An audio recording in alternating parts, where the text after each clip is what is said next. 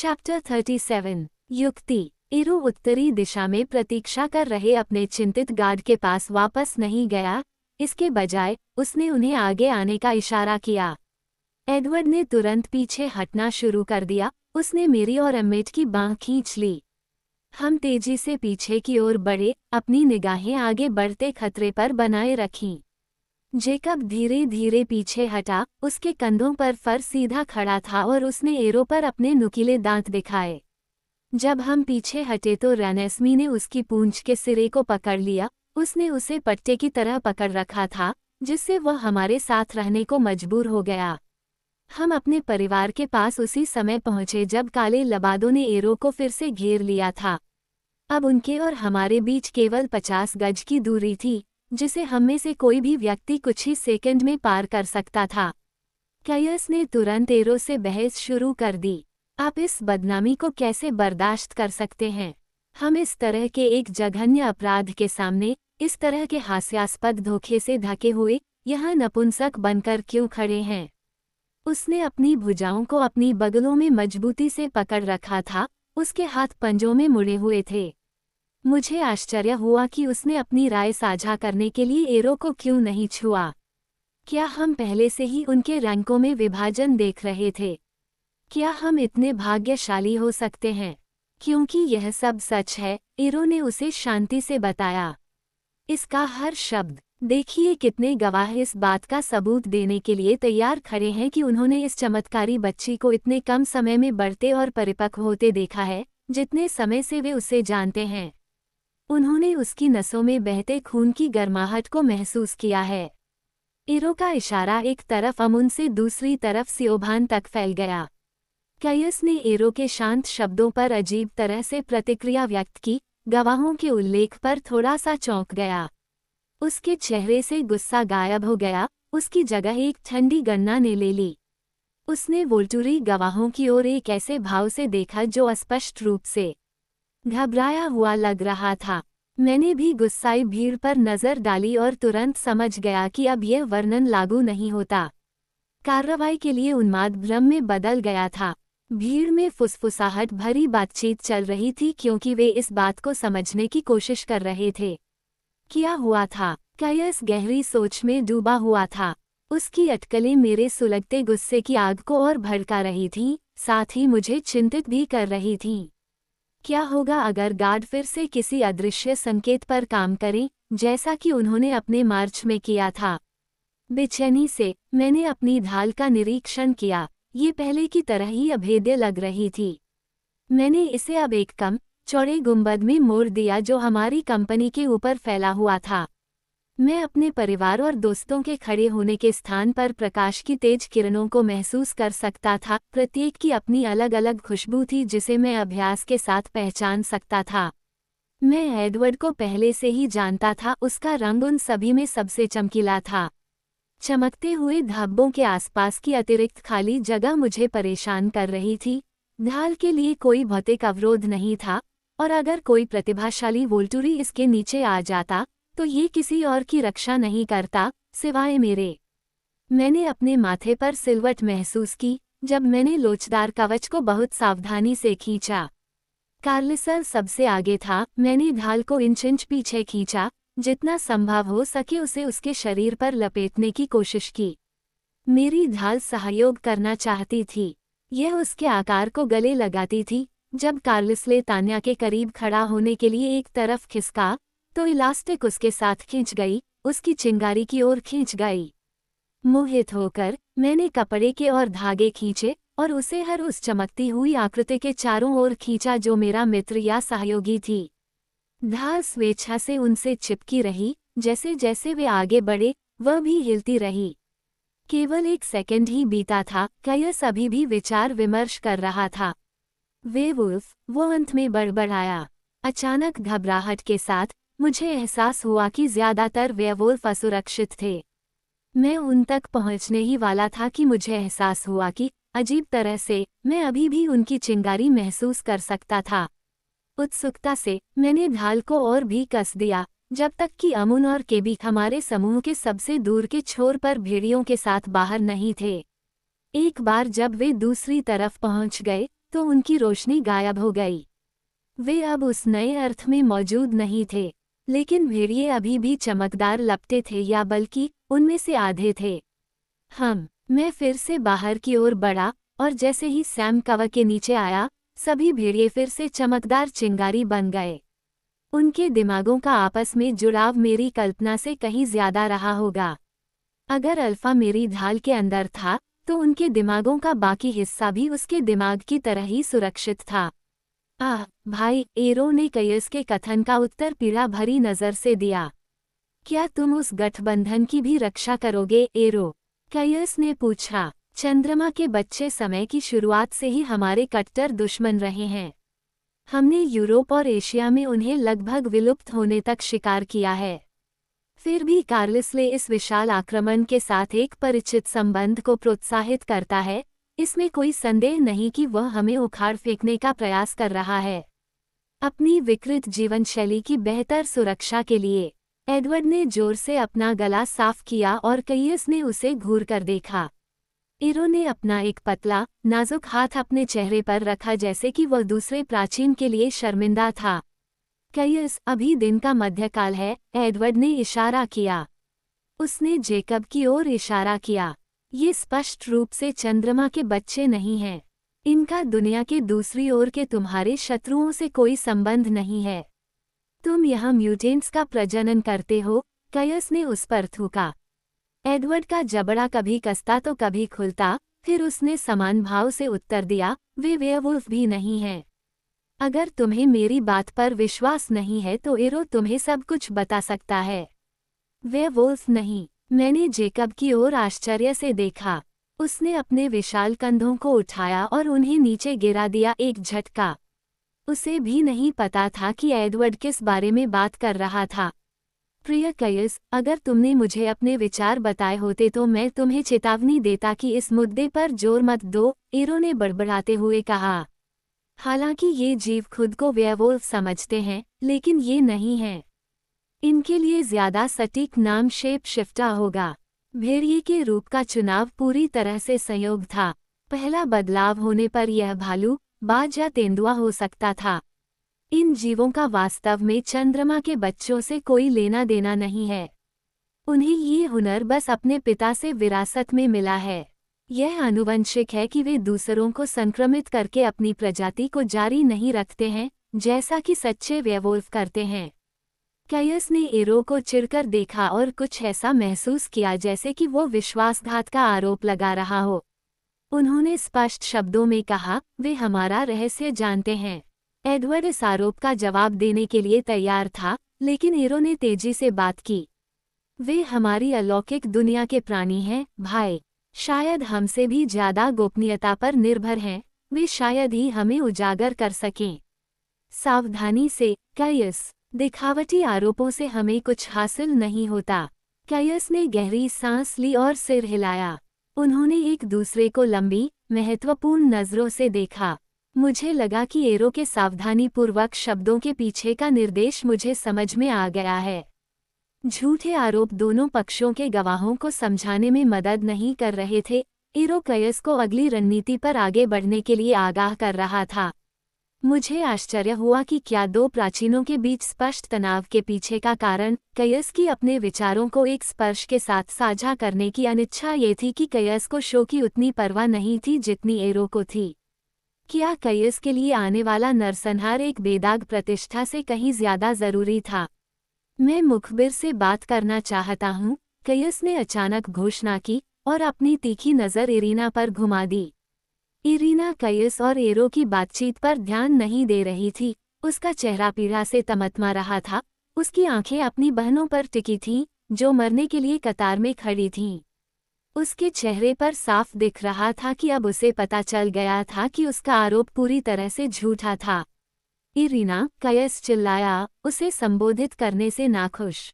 वह चौंककर ऊपर देखने लगी और तुरंत डर गई। कयस ने अपनी उंगलियां चटकाईं। झिझकते हुए वह वोल्तुरी संरचना के किनारे से हटकर फिर से कयस के सामने खड़ी हो गई। तो ऐसा लगता है कि आपके आरोप काफी गलत हैं, कयस ने कहना शुरू किया।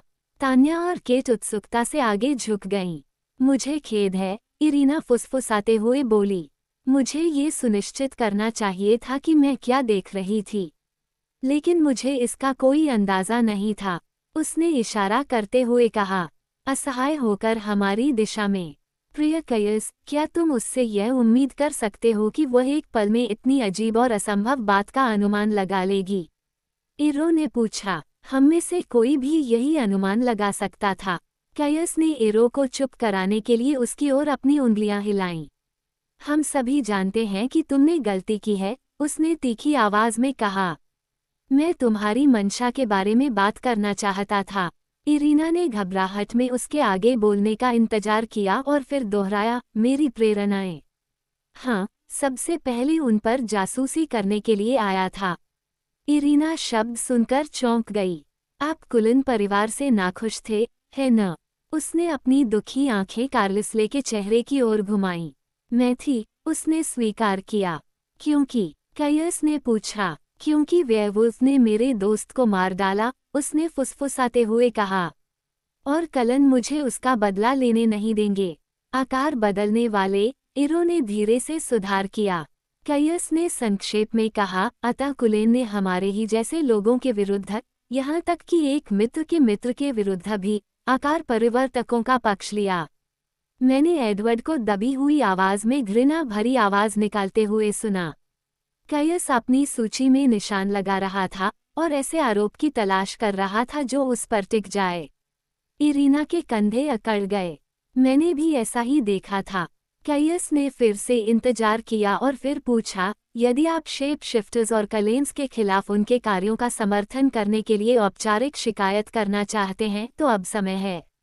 उसने एक छोटी सी क्रूर मुस्कान के साथ मुस्कुराया, इरीना द्वारा उसे अपना अगला बहाना देने की प्रतीक्षा में। शायद कयस को सत्ता के प्यार के बजाय प्यार पर आधारित वास्तविक पारिवारिक रिश्तों की समझ नहीं थी। शायद उसने प्रतिशोध की शक्ति को ज्यादा आंका था। इरीना का जबड़ा झटके से ऊपर उठ गया, उसके कंधे चौड़े हो गए। नहीं, मुझे भेड़ियों या कलन के खिलाफ कोई शिकायत नहीं है। तुम आज यहाँ एक अमर बच्चे को नष्ट करने आए हो। कोई अमर बच्चा नहीं होता। यह मेरी गलती थी और मैं इसकी पूरी जिम्मेदारी लेती हूँ। लेकिन कलन निर्दोष हैं और तुम्हारे यहाँ रहने का कोई कारण नहीं है।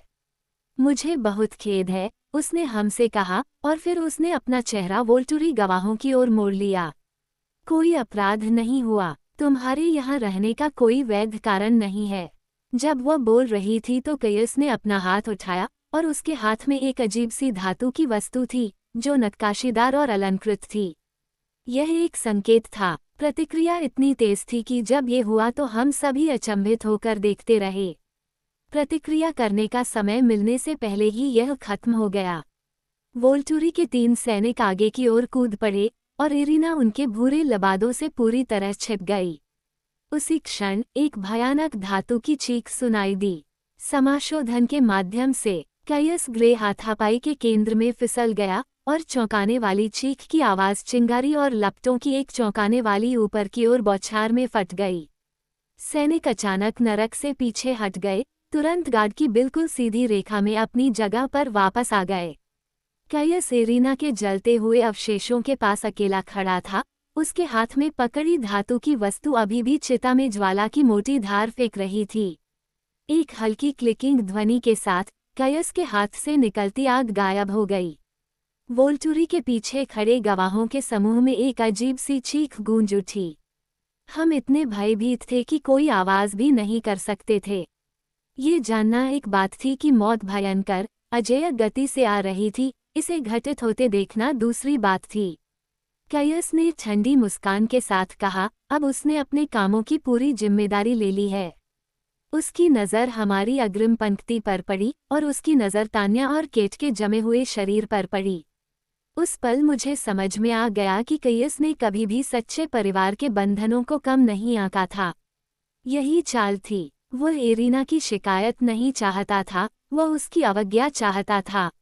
उसे नष्ट करने का उसका बहाना, हवा में भरी हिंसा को भड़काना जो एक मोटी, ज्वलनशील धुंध की तरह थी।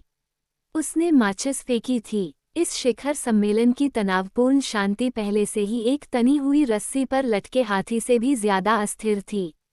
एक बार लड़ाई शुरू हो गई तो इसे रोकने का कोई तरीका नहीं होगा। ये तब तक बढ़ता रहेगा जब तक कि एक पक्ष पूरी तरह से खत्म न हो जाए। हमारा पक्ष। कैयस को ये पता था। एडवर्ड ने भी ऐसा ही किया। उन्हें रोको, एडवर्ड चिल्लाया। तान्या की बांह पकड़ने के लिए कूद पड़ा, जबकि वह शुद्ध क्रोध की पागल चीख के साथ मुस्कुराते हुए कैयस की ओर आगे बढ़ी। वह एडवर्ड को हिला नहीं पाई, इससे पहले कि कार्लिसल ने अपनी बाहें उसकी कमर के चारों ओर लपेट लीं। उसकी मदद करने के लिए बहुत देर हो चुकी है, उसने तत्काल तर्क दिया, जब वह संघर्ष कर रही थी। उसे वह मत दो जो वह चाहता है। केट को रोकना मुश्किल था। तान्या की तरह बिना कुछ कहे चिल्लाते हुए उसने हमले की पहली रफ्तार पकड़ी, जिसका अंत सभी की मौत के साथ होने वाला था। रोज ली उसके सबसे करीब थी, लेकिन इससे पहले कि रोज उसे अपने सिर पर जकड़ पाती, केट ने उसे इतनी जोर से झटका दिया कि रोज जमीन पर गिर गई। एम्मेट ने केट की बांह पकड़ी और उसे नीचे गिरा दिया, फिर लड़खड़ाते हुए पीछे की ओर गिरा, उसके घुटने मुड़ गए। केट अपने पैरों पर लुढ़क गई और ऐसा लग रहा था कि कोई भी उसे रोक नहीं सकता। गैरेट ने खुद को उस पर फेंका, उसे फिर से जमीन पर गिरा दिया।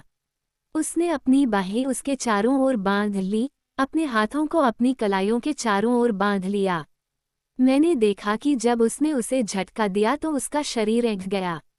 उसकी आंखें पीछे की ओर मुड़ गईं, लेकिन उसकी पकड़ नहीं टूटी।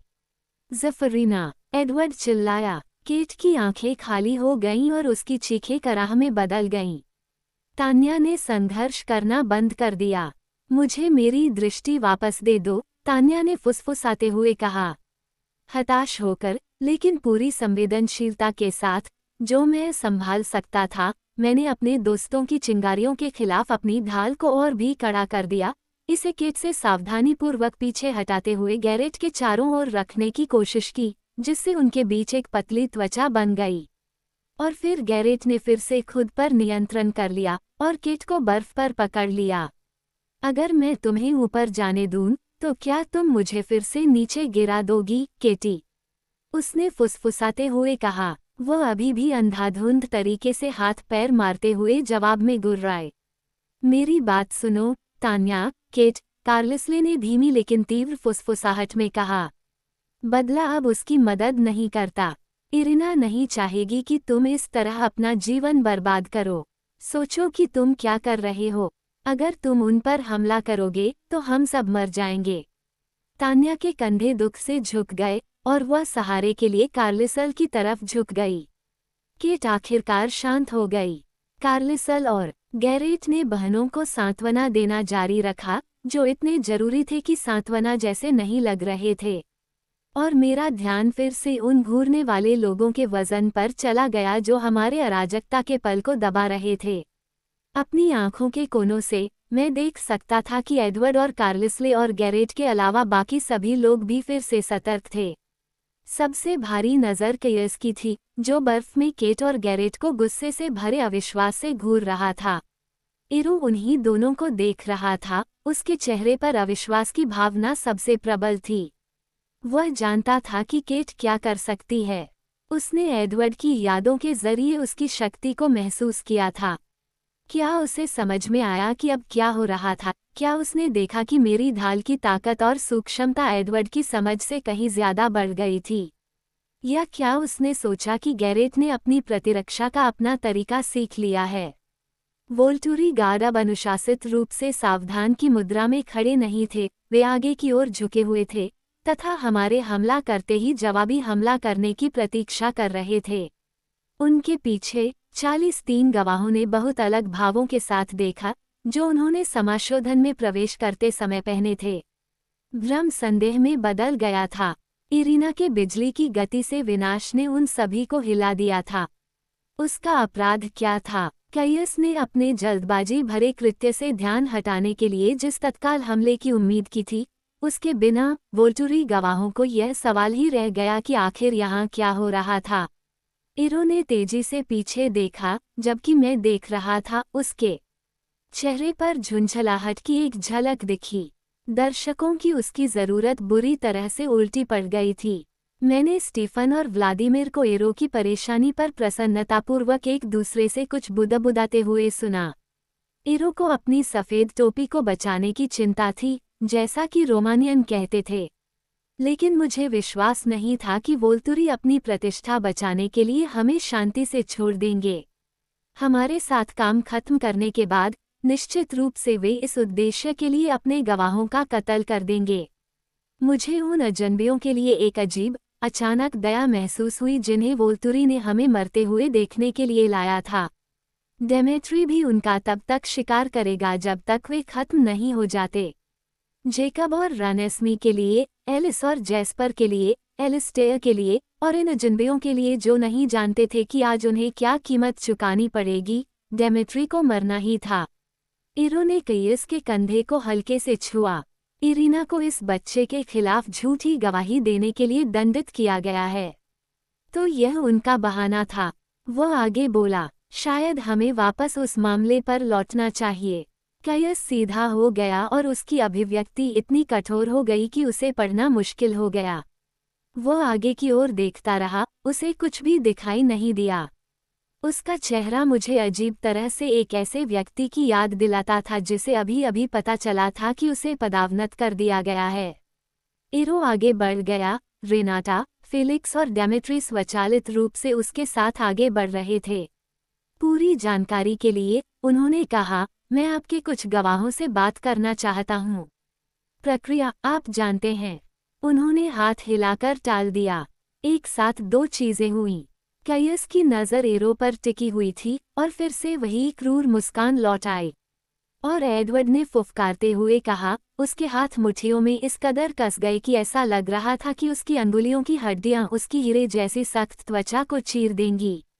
मैं उससे पूछने के लिए बेताब था कि क्या हो रहा है, लेकिन एरो इतना करीब था कि वह धीमी सांस भी सुन सकता था। कार्लिसले ने एडवर्ड के चेहरे पर उत्सुकता से नजर डाली और फिर उसका अपना चेहरा कठोर हो गया। जबकि कयस ने बेकार के आरोप लगाकर और लड़ाई शुरू करने के अविवेकपूर्ण प्रयासों के माध्यम से बड़ी गलती की थी, एरो शायद अधिक प्रभावी रणनीति के साथ आगे आ रहा था। एरो बर्फ के पार हमारी लाइन के सुदूर पश्चिमी छोर पर चला गया और अमुन और केबी से लगभग 10 गज की दूरी पर रुक गया। आसपास के भेड़िए गुस्से से भड़क उठे, लेकिन अपनी स्थिति पर डटे रहे। आह अमुन, मेरे दक्षिणी पड़ोसी, एरो ने गर्मजोशी से कहा, बहुत समय हो गया जब से तुम मुझसे मिलने आए हो। अमुन चिंता में निश्चल था। केबी उसके बगल में मूर्ति बनी हुई थी। समय का कोई मतलब नहीं है, मैं कभी भी इसके बीतने पर ध्यान नहीं देता, अमुन ने स्थिर होठों से कहा। बिल्कुल सच है, एरो ने सहमति जताई, लेकिन शायद आपके पास दूर रहने का कोई और कारण था। अमुन ने कुछ नहीं कहा। नए लोगों को एक मंडली में संगठित करना बहुत समय लेने वाला काम हो सकता है। मैं यह अच्छी तरह जानता हूँ। मैं आभारी हूँ कि मेरे पास उबाऊ काम से निपटने के लिए दूसरे लोग हैं। मुझे खुशी है कि आपके नए सदस्य इतने अच्छे से घुल मिल गए हैं। मुझे आपसे परिचय कराना अच्छा लगता। मुझे यकीन है कि आप जल्द ही मुझसे मिलने आने वाले थे। बेशक, अमुन ने कहा, उसका स्वर इतना भावशून्य था कि यह बता पाना असंभव था कि उसकी सहमति में कोई डर या व्यंग्य था। अच्छा, अब हम सब एक साथ हैं। क्या यह अच्छा नहीं है? अमुन ने सिर हिलाया, उसका चेहरा उदास था। लेकिन दुर्भाग्यवश आपके यहाँ आने का कारण उतना सुखद नहीं है।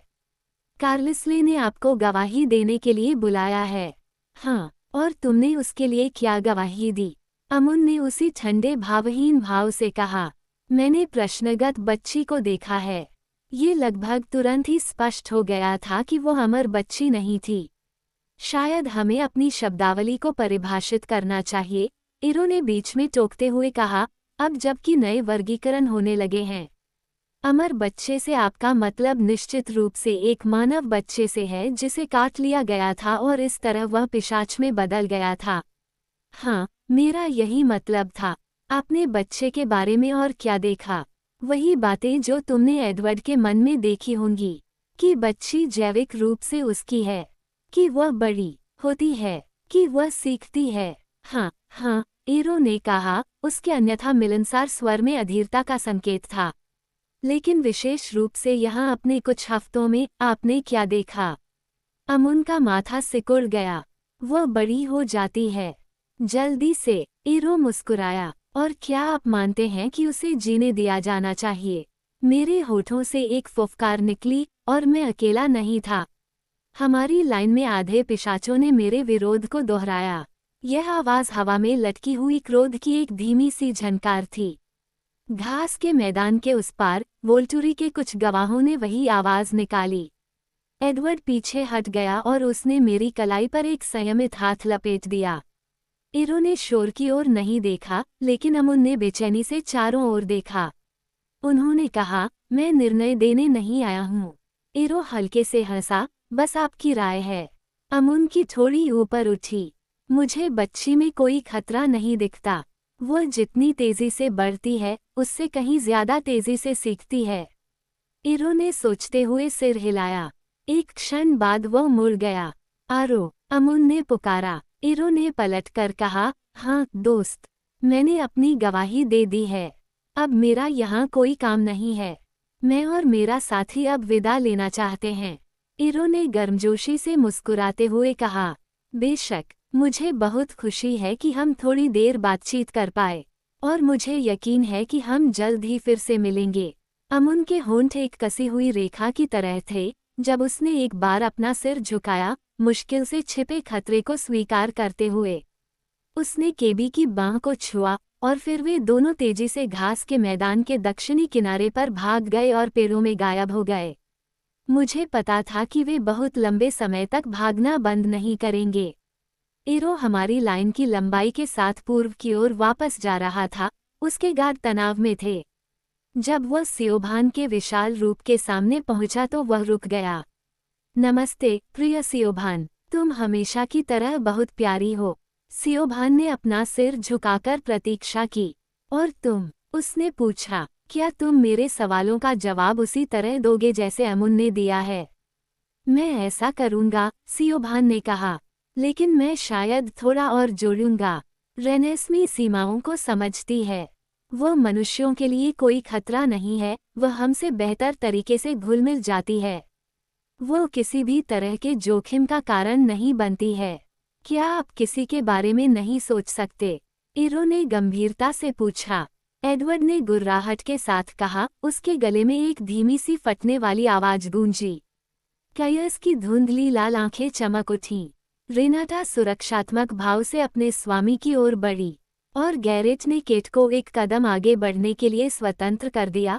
इस बार उसने केट के हाथ को अनदेखा कर दिया क्योंकि वह उसे सावधान करने की कोशिश कर रही थी। सियोभान ने धीरे से उत्तर दिया, मुझे नहीं लगता कि मैं आपकी बात समझ पा रही हूँ। इरो हल्के से पीछे की ओर खिसक गया, लेकिन अपने बाकी गार्ड की ओर। रेनाटा, फेलिक्स और डेमेट्री उसकी परछाई से भी ज्यादा करीब थे। इरो ने शांत स्वर में कहा, कोई भी कानून नहीं तोड़ा गया है, लेकिन हम में से हर कोई सुन सकता था कि योग्यता आ रही थी। मैंने उस क्रोध का मुकाबला किया जो मेरे गले तक पहुंचने की कोशिश कर रहा था और मेरी अवज्ञा को दबा रहा था। मैंने क्रोध को अपनी ढाल में फेंक दिया, इसे मोटा कर दिया, ये सुनिश्चित करते हुए कि हर कोई सुरक्षित रहे। कोई कानून नहीं तोड़ा गया, इरो ने दोहराया। लेकिन क्या इसका मतलब यह है कि कोई खतरा नहीं है? नहीं, उसने धीरे से अपना सिर हिलाया। यह एक अलग मुद्दा है। एकमात्र प्रतिक्रिया ये थी कि पहले से ही खींची हुई नसें और भी तनावग्रस्त हो गईं, और मैगी, हमारे लड़ाकों के दल के किनारे पर, धीमे गुस्से से अपना सिर हिला रही थी। इरो सोच समझकर आगे बढ़ रहा था, ऐसा लग रहा था जैसे वह अपने पैरों से जमीन को छूने के बजाय तैर रहा हो। मैंने देखा कि हर बार जब वह आगे बढ़ता तो वह अपने गार्ड की सुरक्षा के और करीब पहुंच जाता। वह अनोखी है, बिल्कुल, असंभव रूप से अनोखी। इतनी प्यारी चीज को नष्ट करना कितना बड़ा नुकसान होगा, खास तौर पर तब जब हम इतना कुछ सीख सकते हैं। उसने आह भरी, मानो आगे कुछ कहना न चाह रहा हो। लेकिन इसमें खतरा है, खतरा जिसे आसानी से नज़रअंदाज नहीं किया जा सकता। किसी ने भी उसके कथन का उत्तर नहीं दिया। चारों ओर सन्नाटा छा गया और वह एकालाप में बोलता रहा। ऐसा लग रहा था मानो वह ये बात सिर्फ अपने लिए ही कह रहा हो।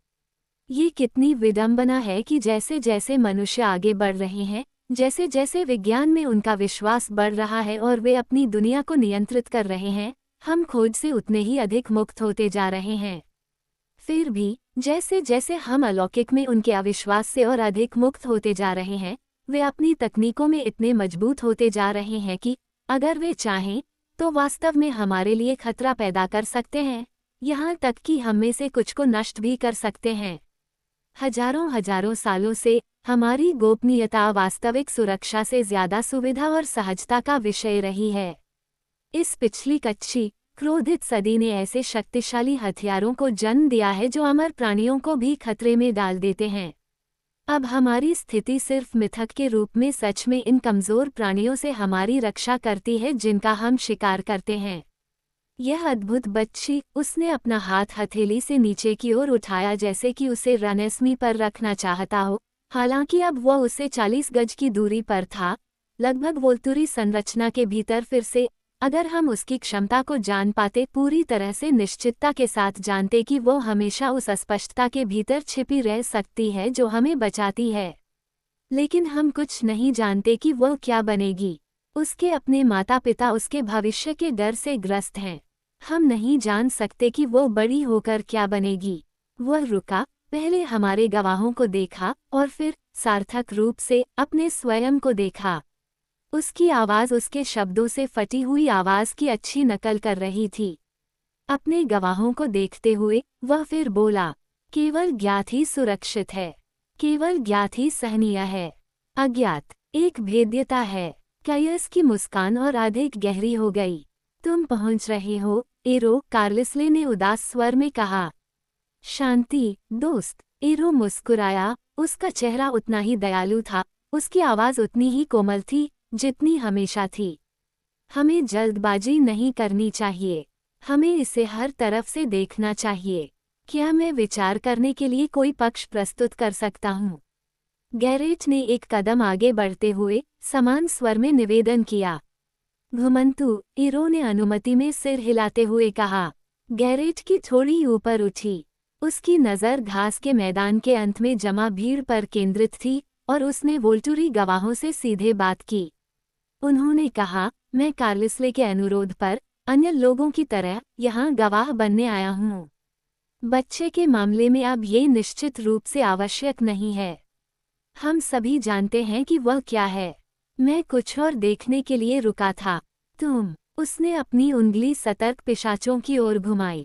तुम में से 2 को मैं जानता हूँ, मकेना, चार्ल्स, और मैं देख सकता हूँ कि तुम में से कई अन्य लोग भी घुमक्कड़ हैं, मेरे जैसे घुमक्कड़। किसी का जवाब नहीं देते। अब मैं जो कुछ भी तुम्हें बताऊं, उस पर ध्यान से सोचो। ये पुराने लोग न्याय के लिए यहाँ नहीं आए थे जैसा कि उन्होंने आपको बताया था। हमें भी यही संदेह था और अब ये साबित हो गया है। वे गुमराह होकर आए थे, लेकिन उनके पास अपने काम के लिए एक वैध बहाना था। अब देखिए कि वे अपने असली मिशन को जारी रखने के लिए कैसे तुच्छ बहाने ढूंढ रहे हैं। देखिए कि वे इस परिवार को नष्ट करने के अपने असली उद्देश्य के लिए औचित्य खोजने के लिए कैसे संघर्ष कर रहे हैं। उसने कार्लिसले और तान्या की ओर इशारा किया। वोल्तुरी उस प्रतिस्पर्धा को मिटाने के लिए आते हैं जिसे वे प्रतिस्पर्धा के रूप में देखते हैं। शायद मेरी तरह आप इस कबीले की सुनहरी आंखों को देखते हैं और आश्चर्यचकित होते हैं। उन्हें समझना मुश्किल है, ये सच है, लेकिन प्राचीन लोग अपनी अजीब पसंद के अलावा कुछ और देखते हैं। वे शक्ति देखते हैं। मैंने इस परिवार के भीतर के बंधनों को देखा है। मैं परिवार कहता हूँ, न कि सहेलियाँ। ये अजीब सुनहरी आंखें वाले लोग अपने स्वभाव को नकारते हैं, लेकिन बदले में क्या उन्हें कुछ ऐसा मिला है जो शायद सिर्फ इच्छा की संतुष्टि से भी ज्यादा मूल्यवान हो। मैंने यहाँ अपने समय में उनका थोड़ा अध्ययन किया है और मुझे लगता है कि उनके अंदर की आंतरिक भावनाएं, ये गहन पारिवारिक बंधन जो उन्हें संभव बनाता है, बलिदान के इस जीवन का शांतिपूर्ण चरित्र है। यहाँ कोई आक्रामकता नहीं है, जैसा कि हम सभी ने बड़े दक्षिणी कबीलों में देखा था जो अपने जंगली झगड़ों में इतनी जल्दी बढ़े और घटे। वर्चस्व के लिए कोई विचार नहीं है, और एरो यह मुझसे बेहतर जानता है। मैंने एरो के चेहरे को देखा जब गैरेट के शब्दों ने उसे दोषी ठहराया वह किसी प्रतिक्रिया के लिए बेचैनी से इंतजार कर रहा था। लेकिन एरो का चेहरा केवल विनम्रता से प्रसन्न था, जैसे कि वह किसी नखरे दिखाने वाले बच्चे को यह एहसास होने का इंतजार कर रहा हो कि कोई भी उसके नाटकों पर ध्यान नहीं दे रहा है। कार्लिसर ने हम सभी को आश्वस्त किया जब उसने हमें बताया कि क्या होने वाला है, कि उसने हमें यहाँ लड़ने के लिए नहीं बुलाया है।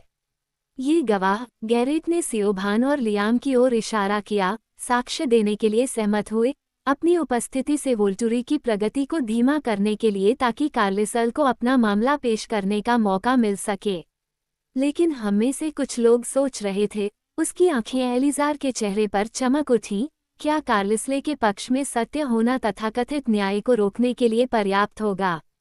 क्या वोल्टुरी यहाँ हमारी गोपनीयता की सुरक्षा के लिए आए हैं, या अपनी शक्ति की रक्षा के लिए? क्या वे एक अवैध निर्माण या जीवन के एक तरीके को नष्ट करने आए थे? क्या वे संतुष्ट हो सकते थे जब खतरा गलतफहमी से अधिक कुछ नहीं निकला? या वे न्याय के बहाने के बिना इस मुद्दे को आगे बढ़ाएंगे? हमारे पास इन सभी सवालों का जवाब है। हमने इसे एरो के झूठे शब्दों में सुना, हमारे पास ऐसी चीजों को निश्चित रूप से जानने का उपहार है और हम इसे अब कयस की उत्सुक मुस्कान में देखते हैं।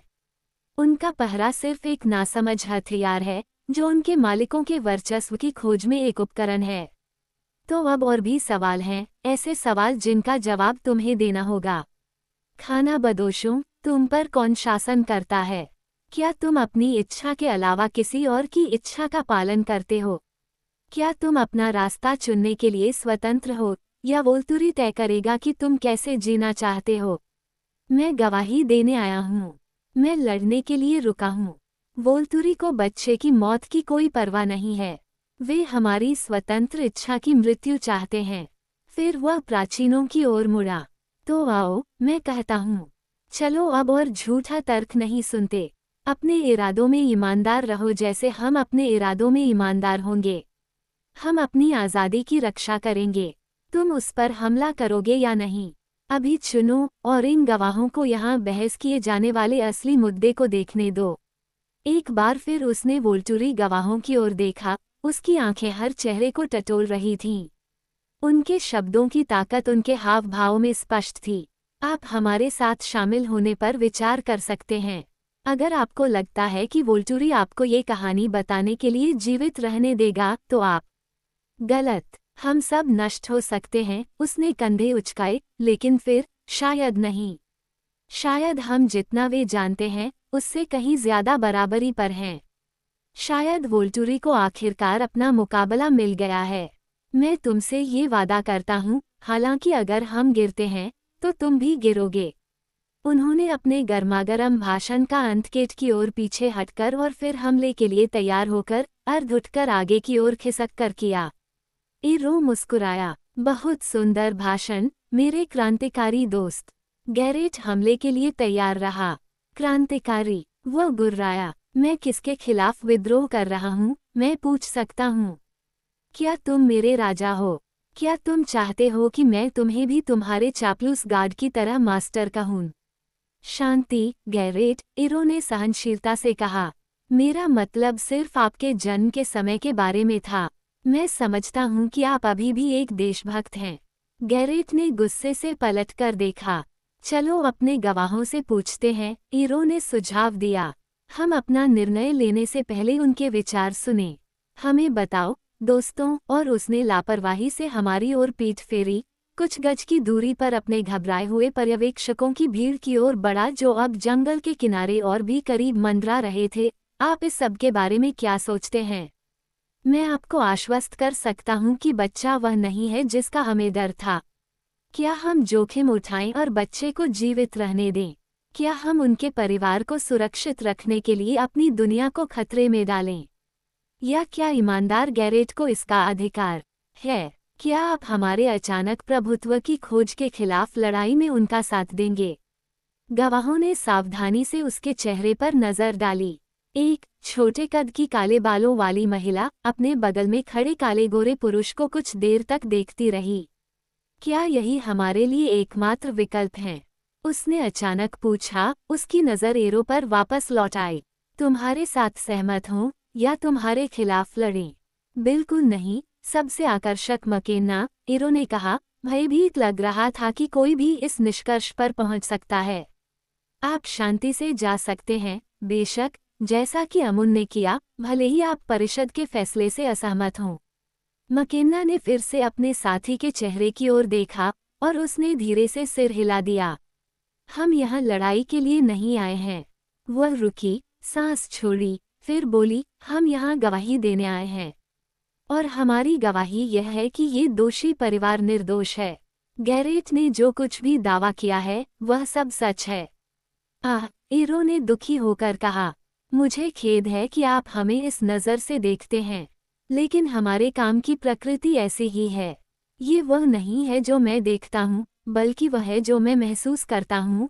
मकेन्ना के मक्के के बालों वाले साथी ने ऊंची, घबराई हुई आवाज में कहा। उसने गैरेट की ओर देखा। गैरेट ने कहा कि उनके पास जानने के तरीके हैं। झूठ बोलना। मैं भी जानता हूँ कि मैं कब सच सुन रहा हूँ और कब झूठ। भयभीत आंखों से वह अपने साथी के करीब गया और एरो की प्रतिक्रिया की प्रतीक्षा करने लगा। हमसे मत डरो, दोस्त चार्ल्स। इसमें कोई संदेह नहीं कि देशभक्त जो कहता है, उस पर सचमुच विश्वास करता है। एरो हल्के से हंसा और चार्ल्स की आंखें सिकुड़ गईं। ये हमारा गवाह है, मकेन्ना ने कहा। हम अब जा रहे हैं। वह और चार्ल्स धीरे धीरे पीछे हटे, बिना मुड़े ही पेड़ों में खो गए। एक और अजनबी भी उसी तरह पीछे हटने लगा, फिर 3 और उसके पीछे दौड़े।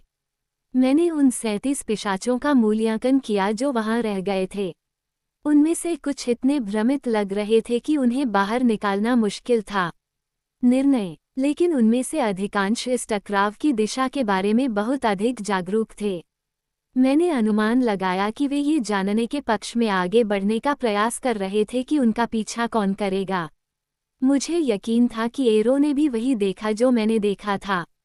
वह मुड़ा और धीरे धीरे अपने गार्ड के पास वापस चला गया।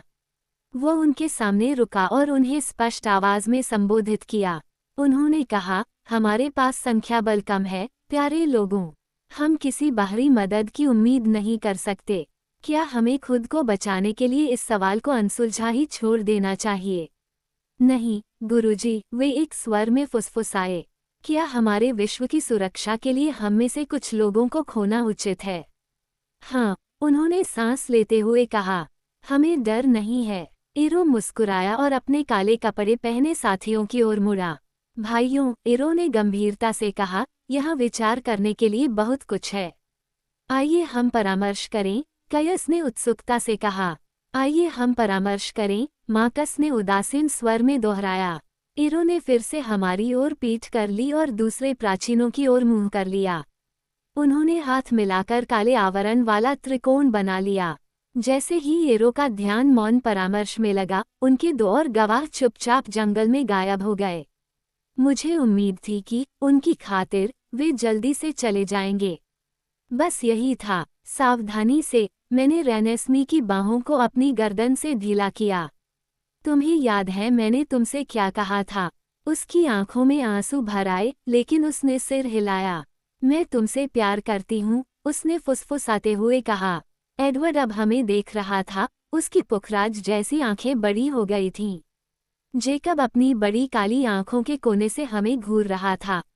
मैं भी तुमसे प्यार करता हूँ, मैंने कहा और फिर मैंने उसके लॉकेट को छुआ। मेरी अपनी जान से भी ज्यादा। मैंने उसके माथे को चूमा। जेकब बेचैनी से रोया। मैं अपने पैरों पर खड़ी हो गई और उसके कान में फुसफुसाया। जब तक वे पूरी तरह से विचलित न हो जाएं, तब तक प्रतीक्षा करें, फिर उसके साथ भागें। जितना संभव हो सके इस जगह से दूर चले जाएं। जब आप पैदल ही जितना दूर जा सकते हैं चले जाएंगे, तो उसके पास आपको हवा में उड़ाने के लिए आवश्यक सब कुछ होगा। एडवर्ड और जेकब के चेहरे लगभग एक जैसे भयावह मुखौटे थे, इस तथ्य के बावजूद कि उनमें से एक जानवर था। रेनेस्मी ने एडवर्ड की ओर हाथ बढ़ाया और उसने उसे अपनी बाहों में ले लिया।